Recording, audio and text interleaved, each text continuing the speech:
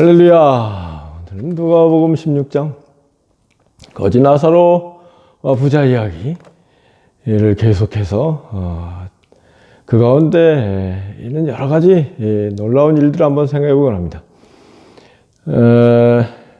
거지 나사로가 이제 아브라함 품에 안겨 있고, 부자는 음부에서 하데스에서 그 불 가운데 고통을 겪으면서 아브라함에게 청하여 나사로를 보내서 내 혀에 물을 한 방울 찍어서 나를 고통을 면하게 해주세요. 그랬을 때 아브라함이 그리로 건너갈 수 없다, 큰 구렁이 있다. 그러자 이제 부자가 그러면 나사로를 내 형제들에게 보내서 형제들은 이곳에 오지 않도록 해주세요. 그러니까 이제 아브라함이 모세와 선지자가 있다. 그러자 이 부자가 모세와 선지자 가지고 안 되고 죽었던 나사로가 살아가서 가면 형제들이 깨닫고 회개할 것입니다. 그랬을 때 아브라함이 모세와 선지자의 말을 듣지 않는 사람은 죽은 사람이 살아가도 마찬가지다. 그러지 않습니까? 첫째는 이 부자가 일반적으로 믿음이 없었다고 그러는데, 믿음이 없었다고 할 수 있을까요? 모세와 선지자를 알았단 말이에요. 그래서 참 흥미진진한 얘기는, 이 부자는 예수님 당시에 대제사장이었던 안나스와 가야바를 얘기하는 것이다. 안나스가 5 형제가 있었다. 이 누가복음 16장에서도 5 형제에게 보내주세요. 그러지 않습니까? 참 재미있는 얘기입니다. 그런데 그래서 이 신불신을 기준으로 할 것은, 그건 조금 거지 나사로와 부자 이야기에 간명하게 해석하는 건 아니고, 그건 교리가 포함된 윤색된 색안경을 낀 그런 해석이고, 솔직한 해석은 뭐라고 그랬어요? 아브라함이라는 거, 너는 땅에서 좋은 것을 받았으니 여기서 나쁜 걸 받는 것이고, 나사로는 땅에서 나쁜 것을 받았으니 이곳에서는 좋은 걸 받는 것이다. 그렇게 얘기하지 않습니까? 그래서 우리는 늘 인생의 본분은 에덴 동산에 추방되어 유배지인 이곳에 와서 귀양살이라는 존재일진데, 귀양살이를 제대로 할 때 우리에게 구원의 소망이 있는 것이지, 귀양살이를 거꾸로 할 때에는 그거는 영영 형벌을 면할 수 없다. 이것이 하나님의 정의 아니겠습니까? 우리가 죄를 졌으면 죄의 대가를 치러야 되는 게 이제 정의고, 귀양살이를 제대로 할 때 죄의 대가가 치러지고 천국에 가는 것이다. 그래서 땅에서 가난하고 슬프고 굶주리고 핍박받는 사람들이 오히려 구원의 희망이 있는 것이다. 이게 이제 누가복음의 큰 메시지죠. 이것과 관련해서 우리 과연 이 누가복음 16장에서 나오는 부자가 있던 곳이 그리스어로는 하데스라고 되어 있는데요. 하데스는 그리스 로마 신화에 나오는 음부의 명부의 신, 어둠의 그 세계. 그래서 이제 음부라고 변하는 거예요. 어두운 곳이다. 인생들이 죽은 다음에 어두운 명부, 음부에 가서 하데스의 지배를 받게 된다. 뭐 이런 그리스 로마 신화에 나오는 이야기에 이제 그 번역을 이제 그리스어로 이제 하데스라고 되는 것을 이제 우리나라 말은 음부라고 번역을 했는데, 구약적으로는 스올, 히브리어로는 스올이라는 개념을 합니다. 스올, 죽은 자들이 가 있는 곳. 죽은 자들이 가 있는 곳이 죽은 부자가 가 있던 곳이 과연 지옥이냐 헬이냐 아니면은 다른 곳이냐 중간 천국과 지옥 심판에 앞서서 중간 상태 중간적으로 머무르는 곳이냐 여기에 대해서 이론이 분분한데요. 이 많은 교단 교파 특히 감리교 쪽에서는 이 부자가 가 있던 곳이 최후의 심판 지옥은 아니고 중간 곳이었다. 그런 해석을 하는 것 같습니다.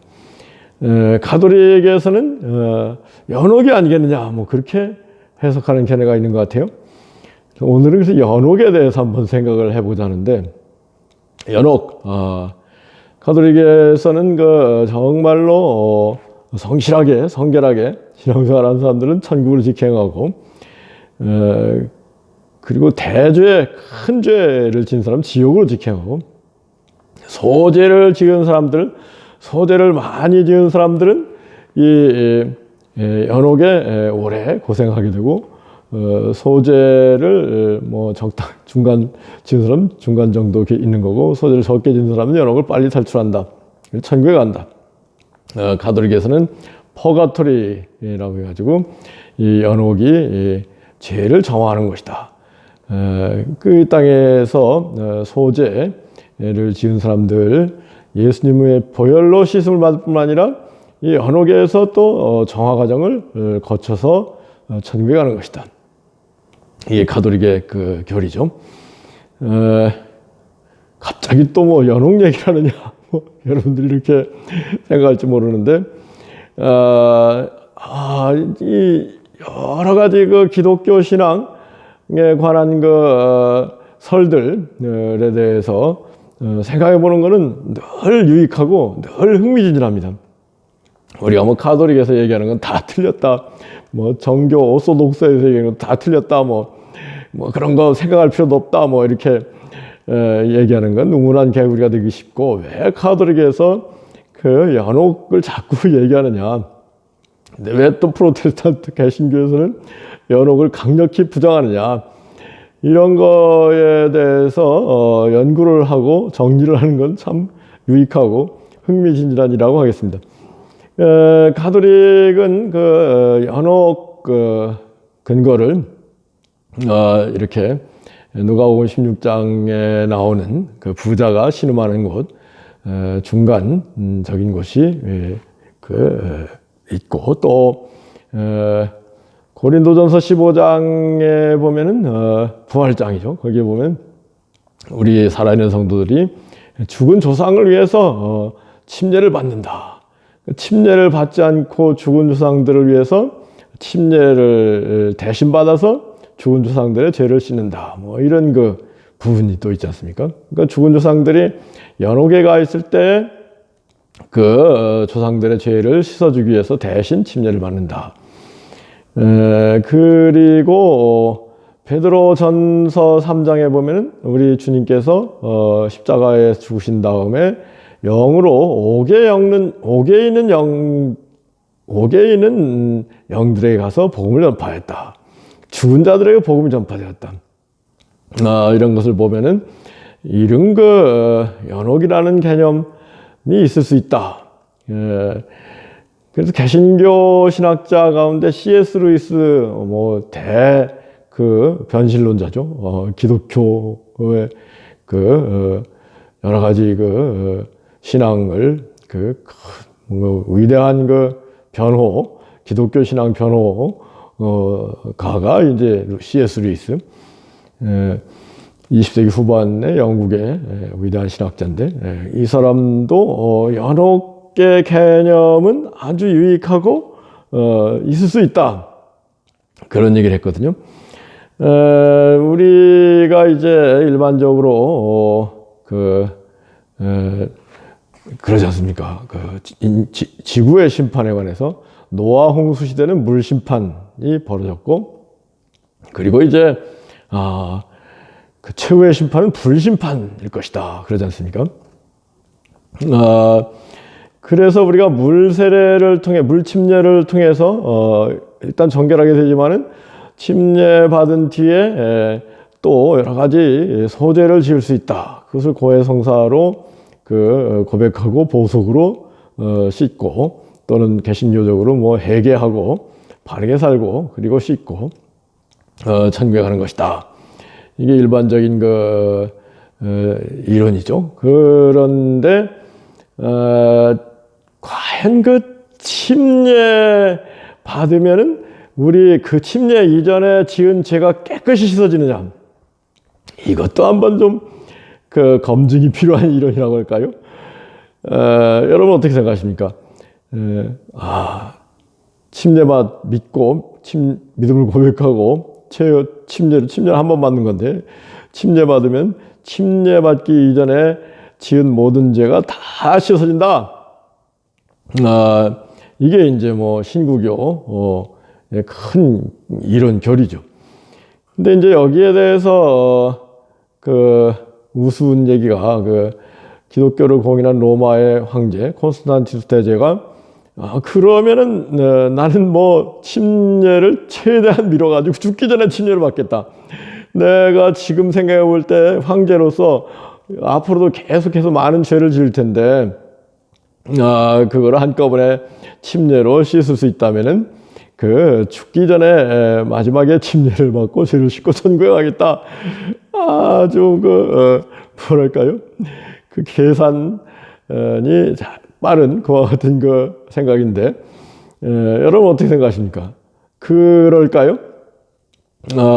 그래서 여기에서 이제 종교개혁자들 가운데 제세례파 침례 아나베프티스트라고 해가지고 침례교회 쪽에서 특히 이제 유아세례에 관해서 유아세례는 효력이 없다.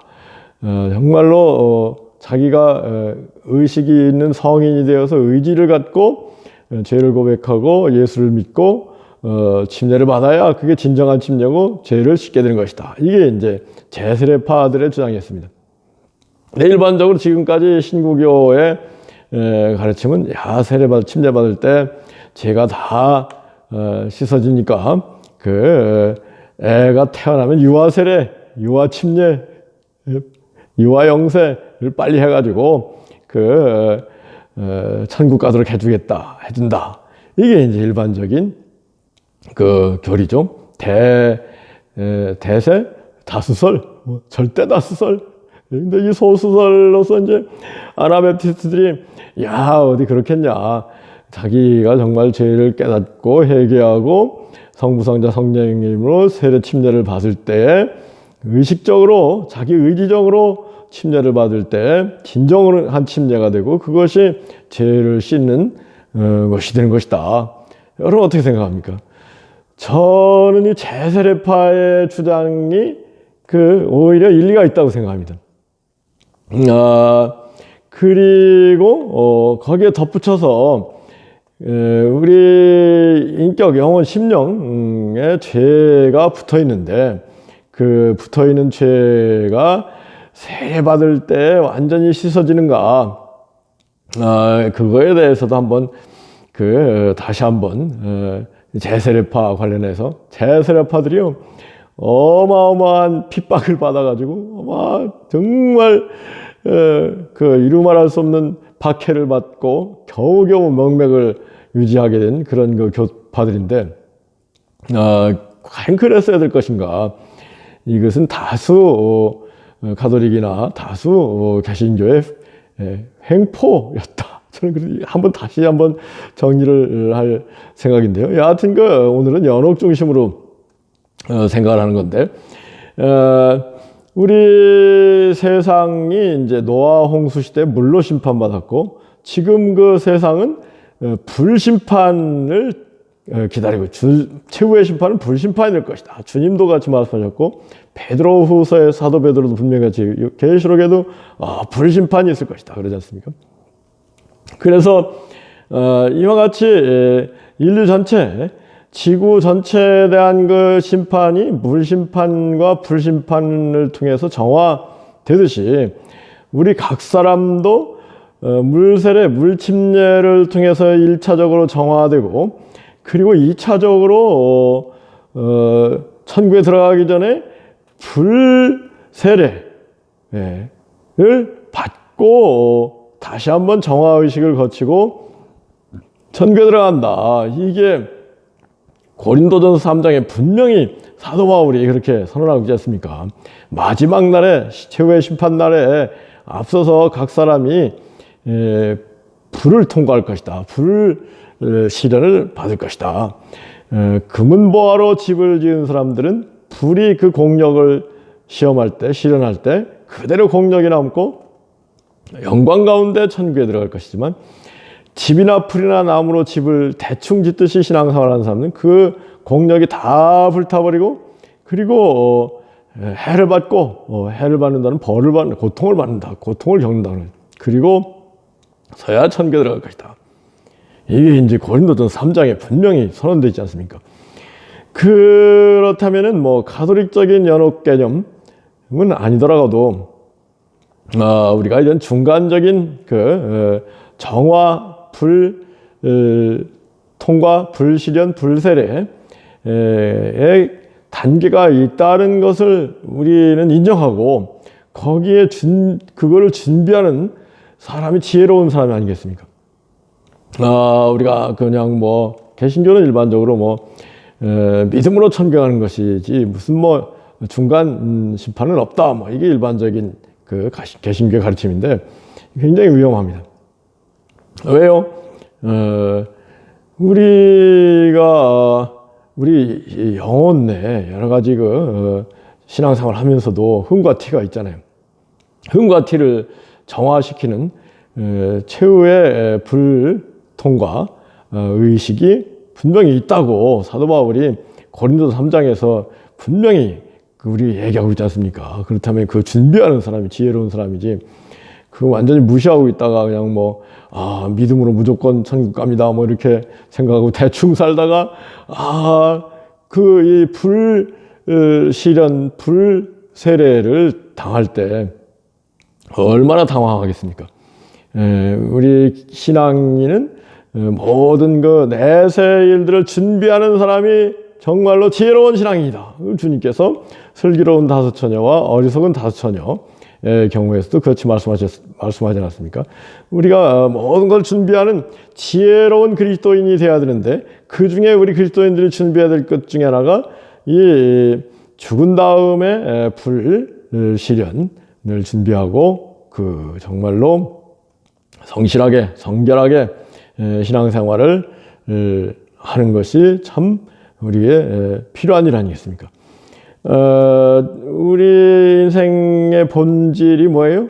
에덴 동산에서 추방되어서 유배지인 이곳에 와서 기양살이를 하는 우리 인생들인데, 기양살이를 하면서 임금님이신 하나님을 다시 부르실 준비가 돼야 되지 않겠습니까? 준비 안 하고 그냥 세상이 좋다고 생각하고 세상 중심으로 살다 보면은 타락하기 쉬운 거죠. 그렇게 되다가 결국은 집이나 풀이나 나무 대충 신앙생활을 하고, 그리고 불을 통과할 때 다 불타버리고 해받고 고통 가운데 겨우 구원을 받는다면, 이거는 누구를 탓하겠습니까?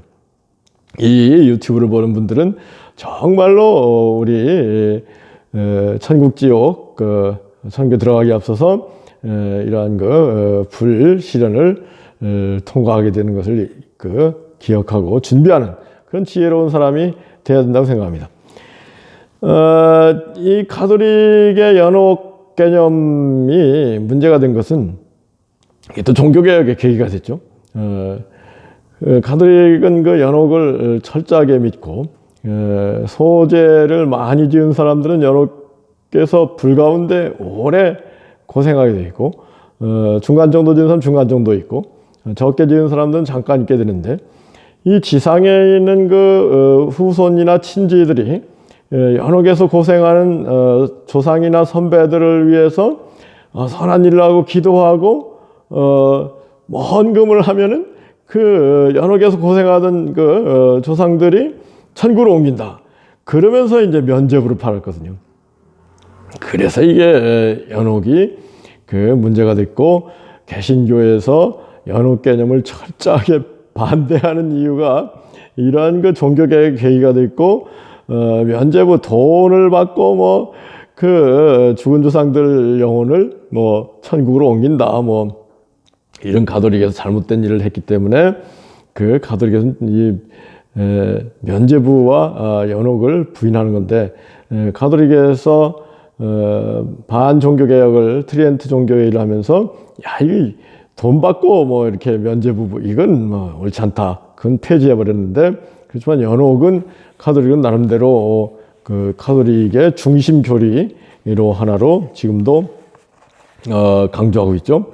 그럴 때 우리 개신교인들도 연옥 개념은 아니지만은 중간 상태, 이 누가복음 16장에 이 부자가 있는 곳, 또는 그 고린도전서 3장에 얘기하는 그 불시련을 당하는 곳, 또는 그 베드로전서에서 얘기하는 옥에 갇힌 영들의 상태, 이런 것들을 전제로 해서 우리 내세에 그런 그 중간 심판 내지는 중간 단계가 있을 것을 생각하고, 경우에 따라서는 우리가 조상들을 위해서 기도하고 선행을 통해서 조상들의 그 중간 상태에서의 형벌을 덜어줄 수도 있다는 것이 이게 공로 사상이랄까요? 개신교는 공로 사상을 철저히 반대하지만은 우리 예수님의 공로로 우리 죄가 용서되듯이 서로의 죄가 속죄되는, 그 상쇄되는, 상계되는, 법률적으로 상계, 그런 얘기가 있는데 그런 그 관계가 있거든요. 여하튼 우리가 맨날 뭐 현세 위주로 막 그냥 살다가 그 갑자기 내세를 만나게 되면 당황하게 되는데, 늘 내세가 어떨 것인가 생각하고 준비하고 하는 것이 지혜로운 삶이고, 그럴 때 우리가 타락을 덜 하게 되고, 더 지혜자의 마음은 초상집에 가 있던 우매자의 마음은 잔치집에 있다 그랬는데, 현세 위주로 살면 늘 어리석게 잔치를 하려고 하는 그런 그 상태가 되는데, 그러다 타락하는 거죠. 그런데 지혜로운 사람은 이 내세에 대해서 자꾸 관심을 갖고 내세를 준비하는 가운데